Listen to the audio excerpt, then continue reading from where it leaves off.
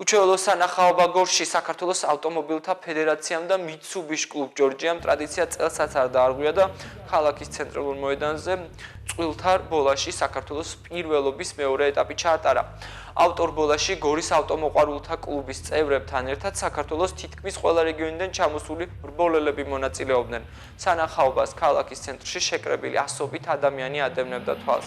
შეჯიბრის სამ კატეგორიაში მიმდინარეობდა გამარჯვებულები გამოვლიდნენ როგორც წინა წამყვანი თვლების, ასევე 4-ვე წამყვანი და უკანა წამყვან თვლებში.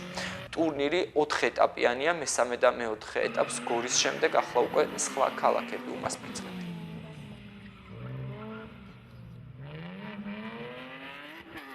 დღეს რა თქმა უნდა არის მოყვარულთა კლასი და არის პროფესიონალების კლასები, სადაც მონაწილეობას იღებს ნებისმიერი მოყვარულის და პროფესიონალის ნებისმიერი ავტომობილით და რა თქმა უნდა იბრძვიან კულებისთვის საქართველოს ჩემპიონობისთვის. ტურნირით ძალიან გაყოფილი ვარ, ორგანიზებაც ძალიან კარგი არის, დაულად იყო ყველაფერი, მაგრამ ჩემი თავით ვარ უკმაყოფილი.